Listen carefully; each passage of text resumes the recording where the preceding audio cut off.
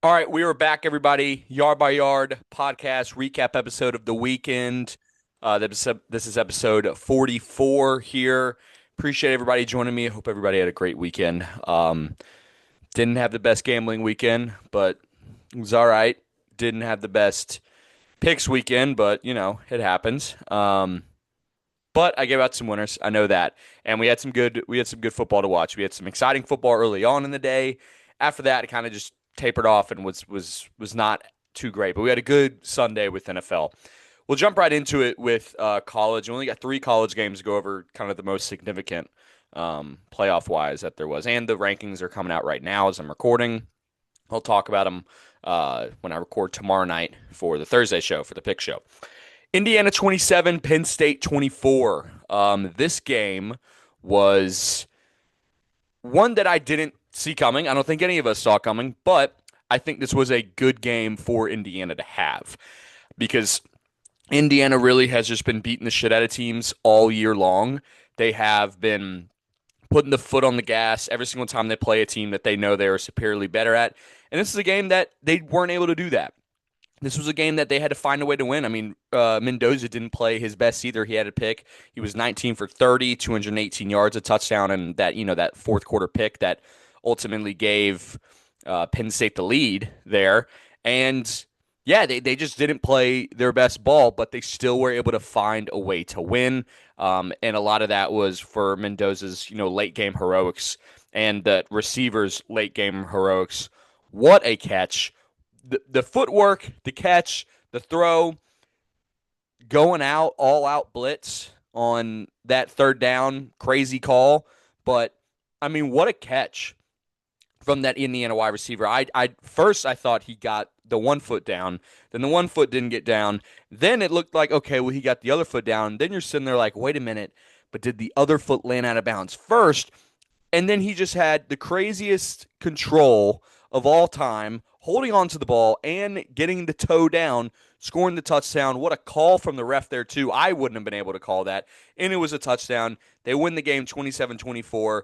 I mean, it was a really good game for them. A really good game. And people are going to look at this, and I don't know if the committee's going to look at this as a spot to put A&M ahead of Indiana at number 2. I really hope they don't because Indiana, I think this proves even more that Indiana's the second best team in the country in that they were able to, get up off the mat on a game that they're not playing their best and still find a way to win this game. Indiana is just impressing me every single day and every single week, and I still haven't been impressed by Ohio State. They're not playing anybody, okay? Indiana's going in there and they're getting into rock fights and they're finding ways to win, and they've got players who are making plays over the field. So I'm feeling more and more confident in Indiana in each week that we go by. I'm going to look at the Indiana schedule here for the next couple of weeks. It's fair. It's easy as hell.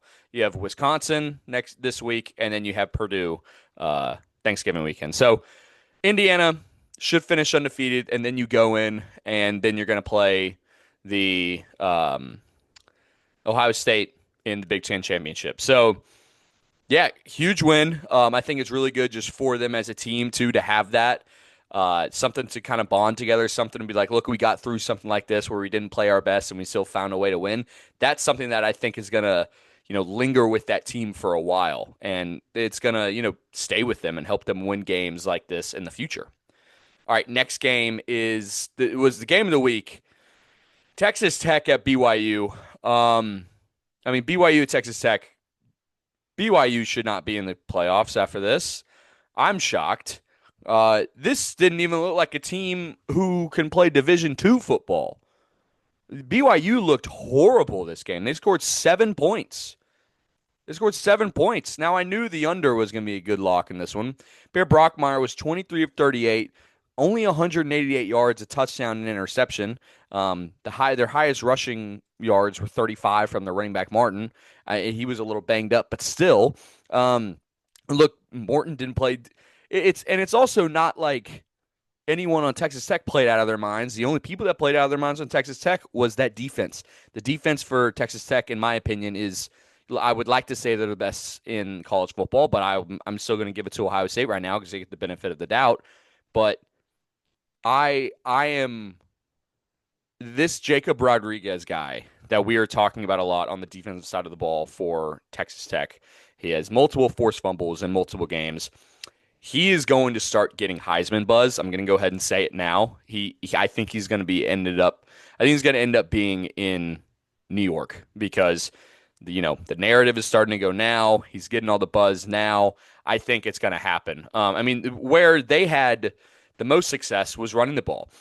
Their running back Cameron Dickey here had 23 carries for 121 yards and 1 touchdown. Outside of that, that was the most the offense really did for Texas Tech. But at the same time, they didn't really need to. They kicked multiple field goals.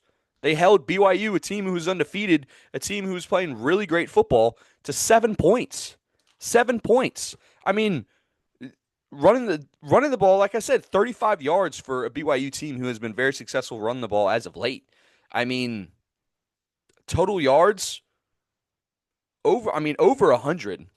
They outgained them. Texas Tech 368 to BYU 255. You have 255 total yards.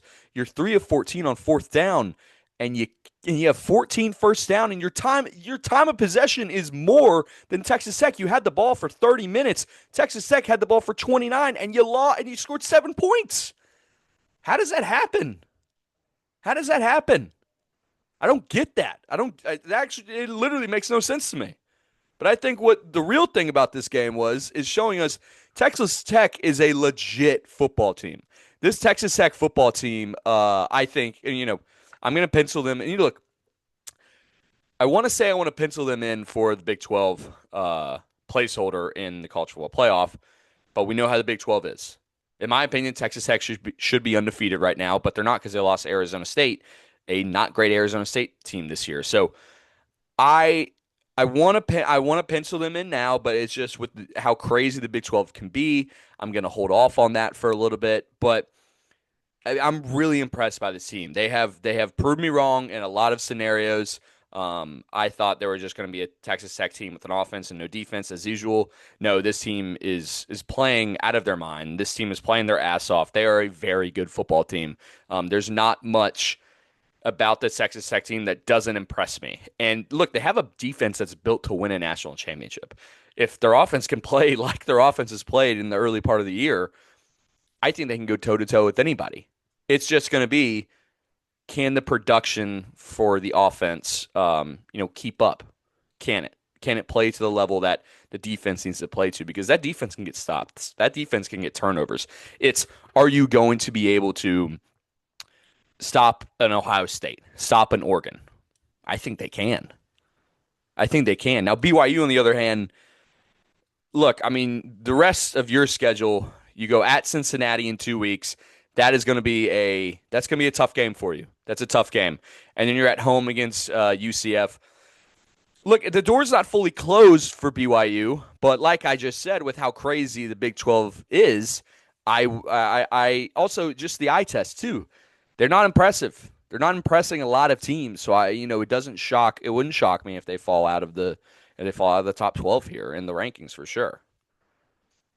All right, next game, last college game. Told you guys this is going to be a quick one. Last one that was only kind of exciting.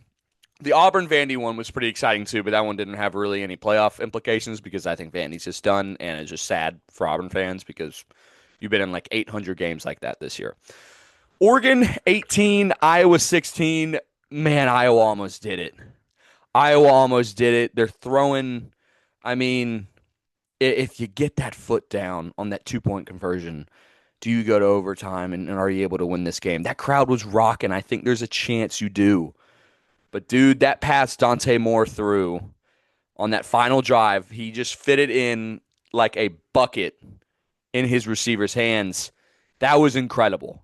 That was an insane throw. That's a Dante Moore that we were seeing in the first half of the season. We're still seeing that Dante Moore, but he's not getting the hype. I still think Oregon being ranked at 9 right now. I mean, we'll see when the rankings come out. They might be 7 or 8 now, but I think they should be. I think they're better than Ole Miss. I think Oregon is way better, which I think is going to be good for Dan Lanning and this Oregon team because last year was the opposite way around.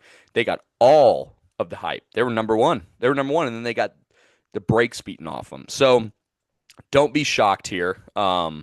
if this Oregon team's able to go in and run the table in the playoffs because they're a very good team and the Indiana loss is just holding a lot of people back. But this game was really exciting.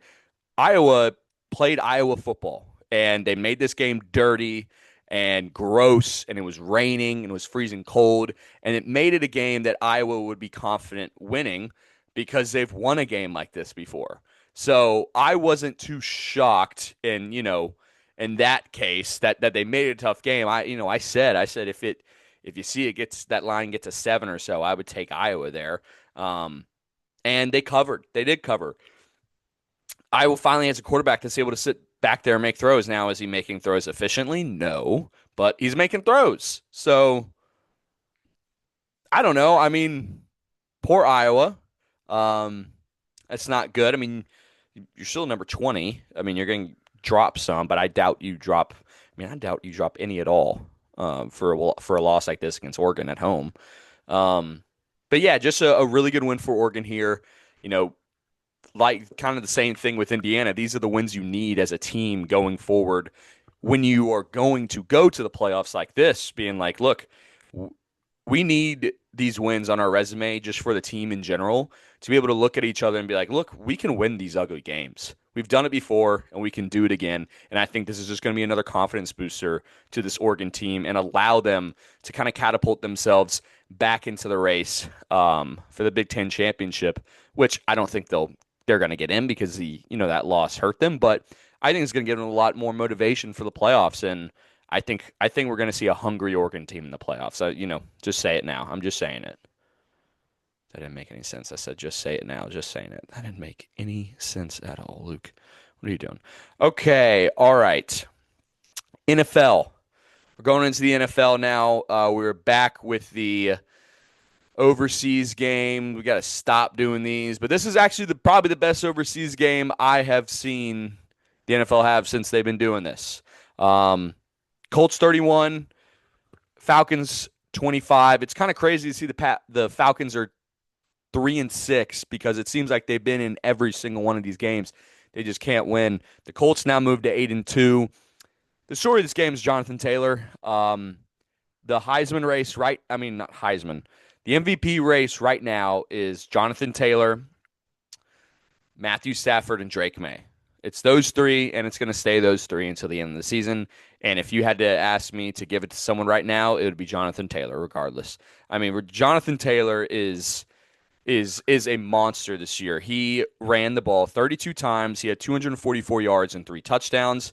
On average, I mean, he's averaging 6 yards a carry.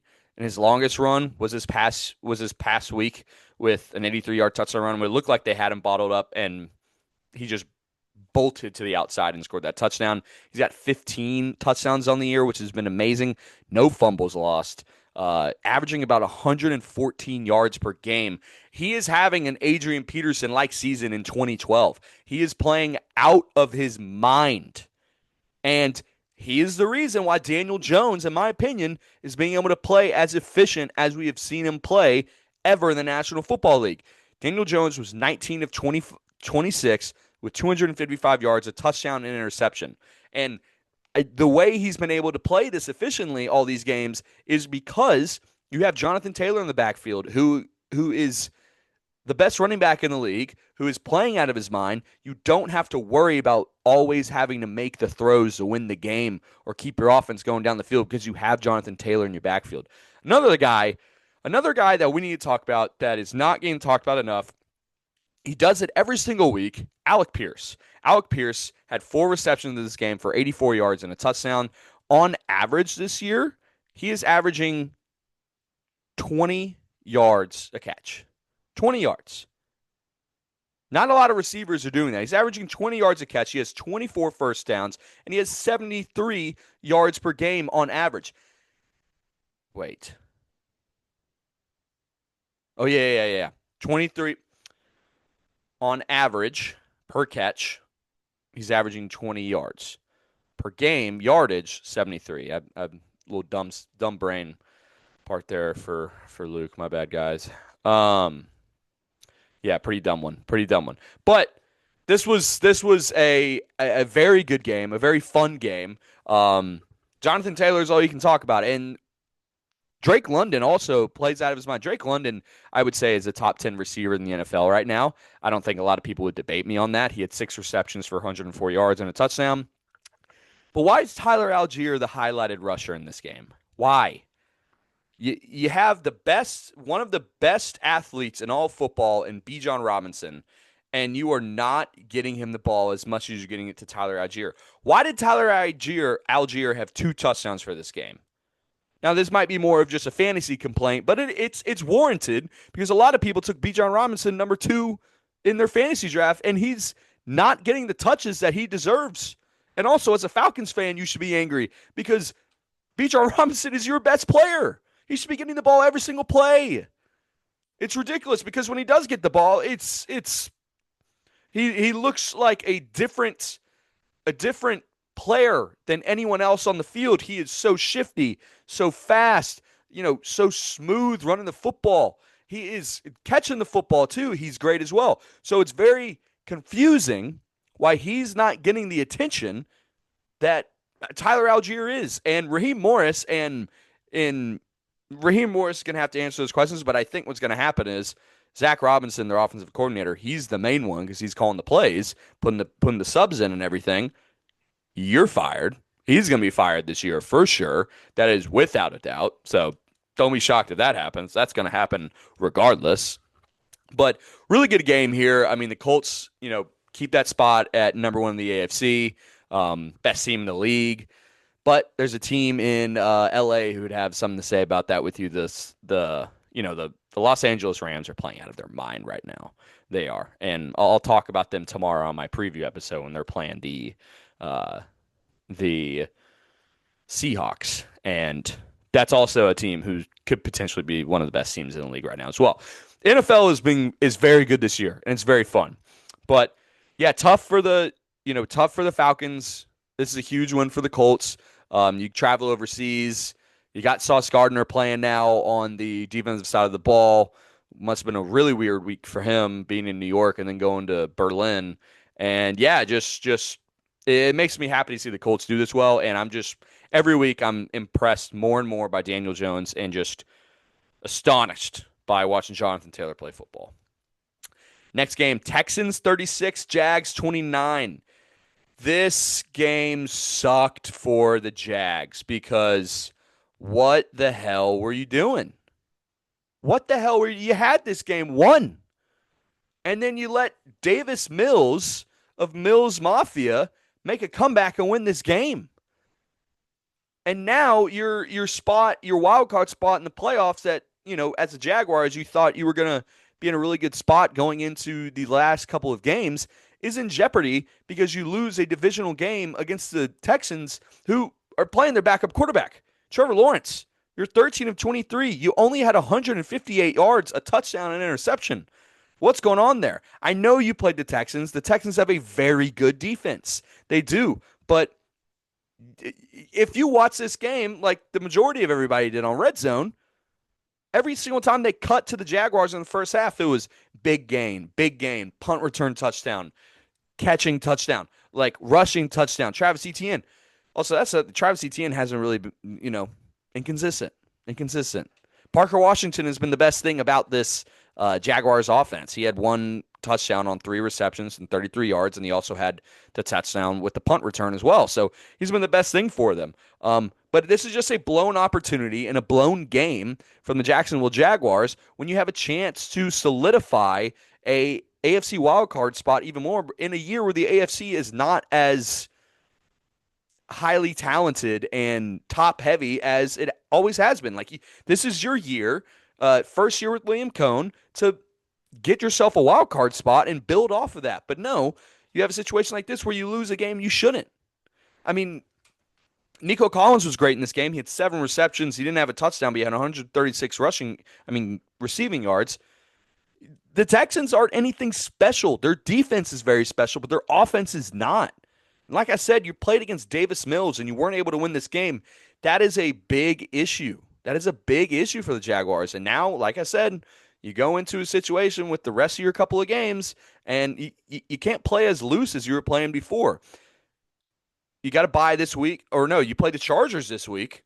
That's not an easy game. That's not an easy game. You can go Cardinals, Titans, Colts, Jets, Broncos, Colts. So, and Titans. So, it's not an easy schedule. So, I don't you got to ask the question, why are they playing this out of sorts and out of sync in a game where it could have just been an easy win for them? It could have. All right, next game. Dolphins 30, Bills 13. I mean, I called it. I called it a couple weeks ago, and I hate it. I hate it because I like the Bills, but this Bills team is not winning the playoffs. This Bills team is not going to the AFC Championship game. I don't know if this Bills team is going to end up making it to the playoffs. I mean, they don't look good. The main thing is the defense. That defense is Swiss cheese. I know Dalton Kincaid just got hurt, so that's not helpful either.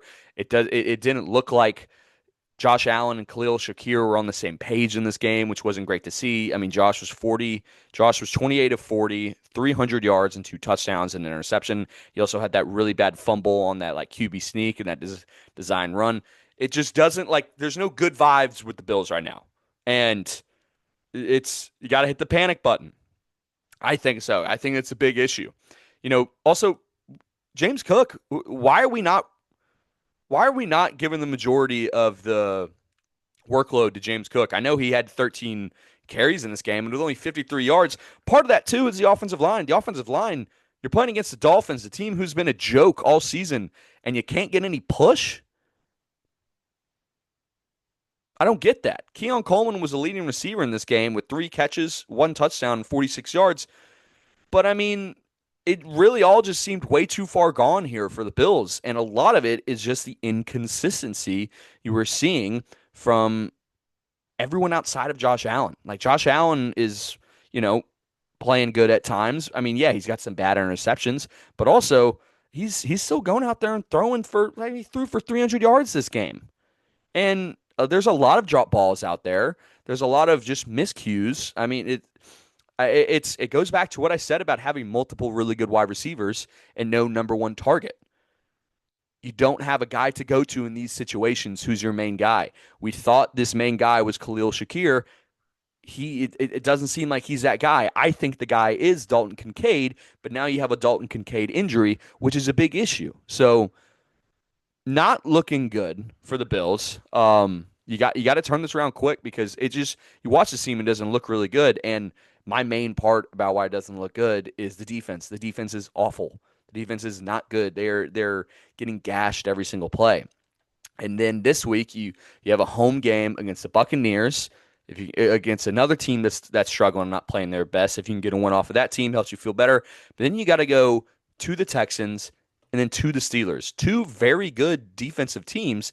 And then in a couple weeks after that, you go to the Patriots and to the Browns. So that's some very good defensive teams and some teams who can score as well. So in the Patriots, just mainly the Patriots. No one else out of that really can score a lot. But yeah, the Bills got to fix some things on defensively, on defensive especially, and the offense as well, and the offense.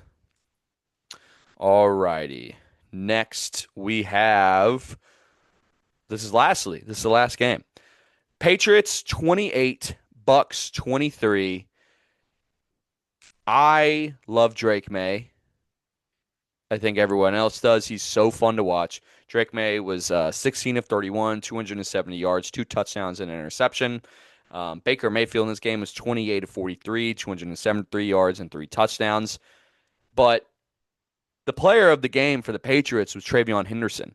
He finally woke up. It finally happened. We talked about him all offseason. We've been talking about him all year. He finally made a statement here and played the way we saw him play in college, just breaking off huge runs. He had 14 attempts, 2 touchdowns, and 147 yards. He played an amazing game. The receiving game, Stephon Diggs played really good, and so did Matt Collins. Matt Collins had 6 catches on 106 yards. For the Buccaneers, Emeka Egbuka was back, and he provided a spark for them on offense, especially he had a touchdown on 115 yards and 6 catches. But the defense for the Buccaneers just could not keep up with this offense of the Patriots. This Josh McDaniel has just been incredible.